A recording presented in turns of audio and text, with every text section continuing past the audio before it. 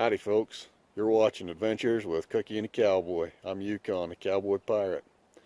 You want to learn a few tricks to catch the big old browns on the river when it's cold? Well, stay tuned. We got a few to show you.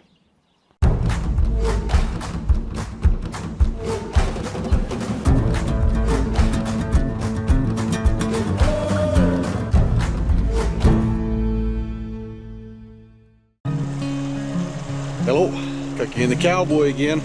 We're out here on the Weber River today. Gonna continue with our efforts to catch brown trout and whitey, Rocky Mountain whitefish. It's part of the Utah Freshwater Fishing Challenge, the Grand Slam Fishing Challenge. Excited to be out here today. You'll notice that Cookie's not with us. She gave me permission to go out on my own. I believe the way she worded it exactly was, why don't you go see if you can catch up to me.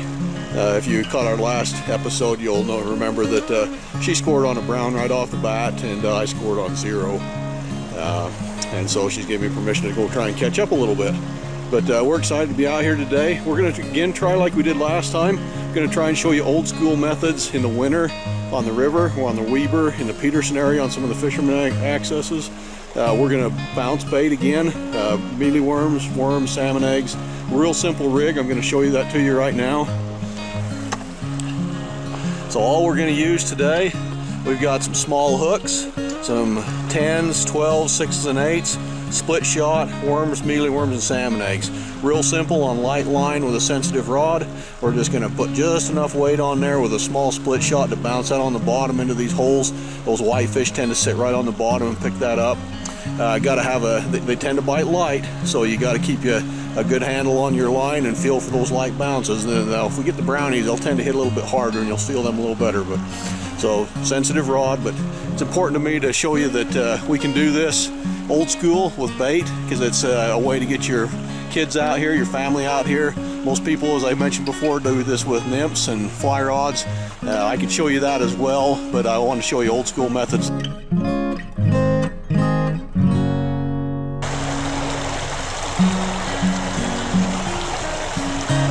Push on.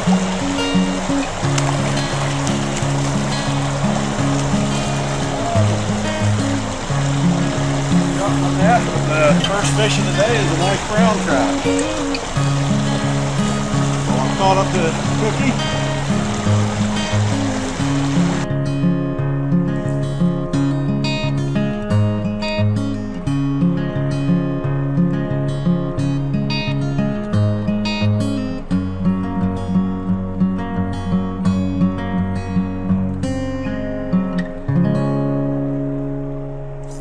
Got him! Fish on! On the Cowboy Pirate, we're trying the Weber River down a little bit lower in some of the public accesses in the South Weber area. Gonna mix it up a little bit. We've had some really good luck bouncing bottom baits through the swift current on the edges into the deep holes. Been doing really well with browns on that. No whiteys yet, but doing really well on the browns. Unfortunately, I lost a lot of the footage, but we got 2 or 3 of the catches we'll put on there. But we're going to mix it up a little bit. We're going to show you some of the artificials that I'll sometimes throw if I'm not using my fly rod. So here we got some real simple jig patterns. We got a fly with a little spin piece on it. We've got my couple of blue fox, gold and silver, real good producers, and a small Rapala. That gear right there will get whitefish, it'll get browns, it'll get cuts in the Weber in this slow cold water. So we're gonna tip the jigs with a little tiny piece of worm, and we're gonna give that a try for a little bit and see how that does, and then we might switch up and try a little bit of the steel or the Rapala and wrap up with that and try and get this posted so you can see it and go out and try it and have some fun. See you in a bit. Brown on the Weber, just slow bouncing little jigs with a small tip of worm on them, continuing that concept of a very slow bounce on the bottom, but tipping with bait, either maggot or worm. This one fell to a little yellowhead with a little kind of a chartreuse looking body. I clipped the tail off, I have a long tail, but nice brown. It's come right up out of from underneath some rocks and slammed it. Another really nice brown picked up. Again, same little yellowhead tube. Little brown chartreuse kind of body and tipped with a little bit of worm.